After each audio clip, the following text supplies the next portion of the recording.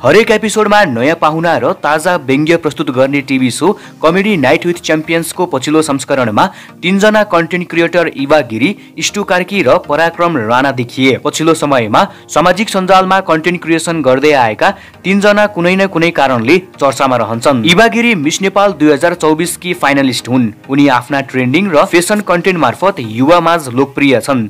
इष्टु कार्की सामाजिक सञ्जाल मार्फत पर्यटक प्रवर्धन र विज्ञापन गर्दै आएकी क्रिएटर हुन्। त्यसैगरी पराक्रम फेसन डिजाइनमा सक्रिय हुनुको साथै चर्चित टिकटकर पनि हुन्।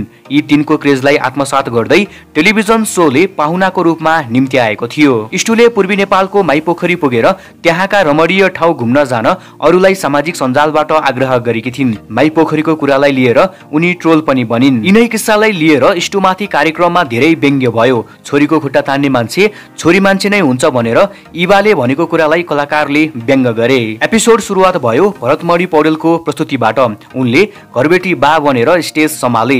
उनीसँगै माइकल बनेर स्टेजमा देखिए सुमन कोइराला। भाडामा बस्ने र घरबेटीको हास्य संवाद, पछिल्लो पुस्ताको प्रेम सम्बन्ध र सामाजिक विषयवस्तुमा आधारित प्रस्तुतिले दर्शकलाई भरपूर हँसायो। त्यसपछि स्टेजमा देखिए सुन्य गौतम बनेका प्रभात लामा। उनले भाइरल व्यक्ति पुण्य गौतमको क्यारिकेचर गरे। उनीसँगै आए माइलो डन बनेका पवन भट्टराई। दुवैले मिलेर भाइरल प्रविधि कटाक्ष गरे। सजन श्रेष्ठ सलुसन बाबा बनेर आए। उनले कन्टेन्ट क्रिएटरलाई व्यङ्ग्य गरे। त्यसपछि स्टेजमा देखा परे कैलाश कार्की, जसले रक्सी पिउने व्यक्तिको भूमिकामा अभिनय गर्दै पाहुनासँगको रोचक संवादमा दर्शकदेखि पाहुना सबैलाई हँसाए। स्टेज लगातार हँसिलो र रमाइलो बन्यो।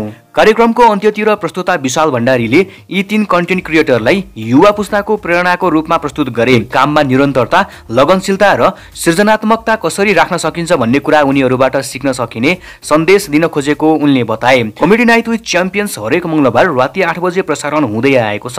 तपाईहरुलाई पनि comedy night with champions show कतिको मन पर्छ कमेन्ट गर्नुहोस्।